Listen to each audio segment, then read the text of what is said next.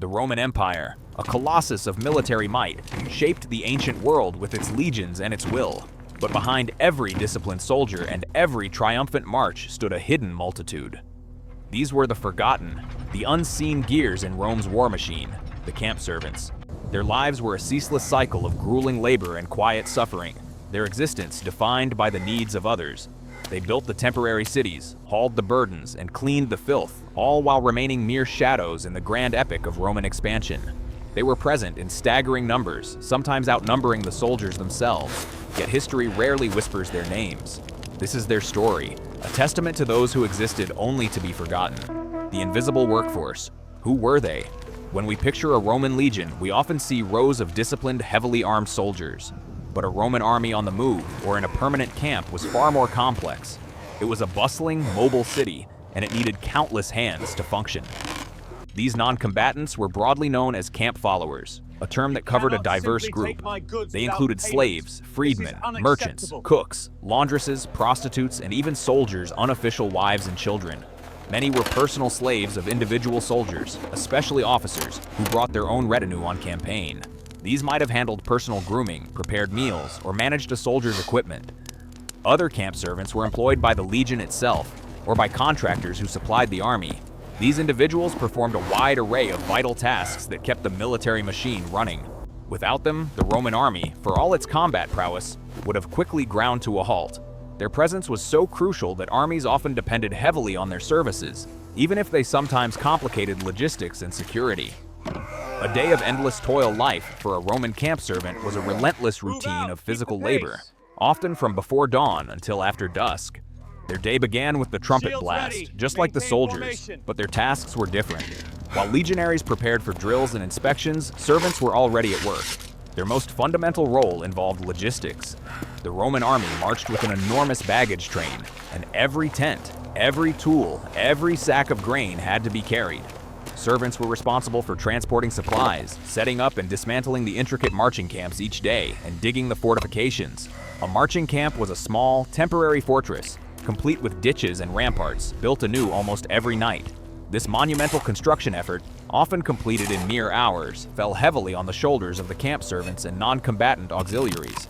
Beyond construction, their duties included foraging for food and wood, fetching water, caring for the pack animals, and maintaining equipment. They acted as cooks, ensuring the soldiers were fed, and as laundresses, keeping tunics clean, a matter of health and discipline. In permanent forts, which resembled small towns, camp servants might work in bathhouses, shops, or taverns that grew up around the military installations. Their labor was the grease that allowed the vast military mechanism to operate smoothly, yet it offered little recognition. Sustenance and scarcity.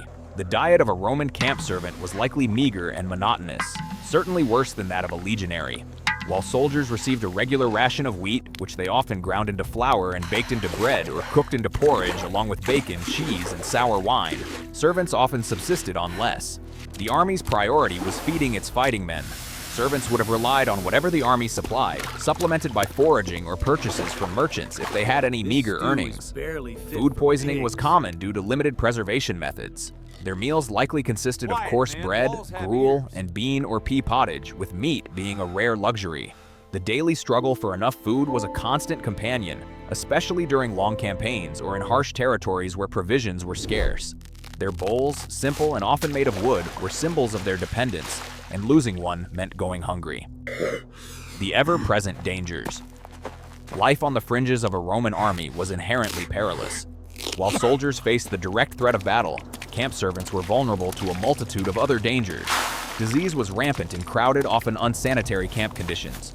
Contagions spread quickly, and without modern medicine, even minor ailments could become deadly.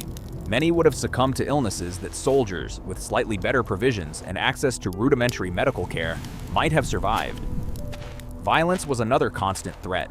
On the march, they were vulnerable to raids from local populations or enemy scouts. If a Roman army was defeated, camp followers were often left to fend for themselves, facing possible slaughter or enslavement by the victorious enemy. They were considered property or spoils of war. Even within the camp, their low social standing meant they had little protection against abuse from soldiers or even other servants. The sheer physical demands of their labor also took a heavy toll on their bodies. Constant marching, carrying heavy loads, and digging in all weather conditions led to injuries, chronic pain, and early aging. The average life expectancy in ancient Rome was already low, often around 30 years at birth, with many not surviving childhood. For slaves, the average recorded age at death was even lower, sometimes as low as 17.5 years, highlighting the brutal reality of their existence. The social standing of the unseen. In the rigid hierarchy of Roman society, camp servants occupied one of the lowest rungs. They were largely invisible, their contributions taken for granted, their individual identities often erased. Slaves, in particular, had no legal rights and were considered property, bought and sold like any other commodity. Even freedmen, while technically free, often remained bound by social and economic ties to their former masters. Soldiers, though bound by strict discipline, enjoyed a certain status and the prospect of land or monetary payment upon retirement. Camp servants had no such guarantees. Their wages, if they received any, were meager, and their future was precarious, tied completely to the fortunes of the army or their individual owners. Their names are rarely found in historical records. They simply existed as a collective, a necessary but unvalued part of the military machine. This anonymity was not just a historical oversight, but a reflection of their actual social standing. They were largely forgotten even in their own time. A legacy of dust. When a Roman legion moved on, or a campaign ended, what became of the camp servants? For some, if they were lucky, they might have settled in the civilian townships, called vici, that grew up around permanent forts. These settlements became hubs for trade and domestic life, offering a chance at a more stable existence. Others might have followed the legions to new assignments, continuing their life of arduous service. But for many, especially those caught in the chaos of battle or the unforgiving attrition of disease and hunger, their end would have been as unremarked as their lives. There were no grand tombs for the nameless servants, no eloquent eulogies. Their bodies might have been buried in unmarked graves or simply left behind. Their memory faded quickly, absorbed into the dust of countless forgotten lives. The life of a Roman camp servant was a stark illustration of the human cost of empire. They were the anonymous backbone, the enduring shadows who made Roman military supremacy possible. They lived hard, worked tirelessly, and faced dangers without the glory or recognition afforded to soldiers.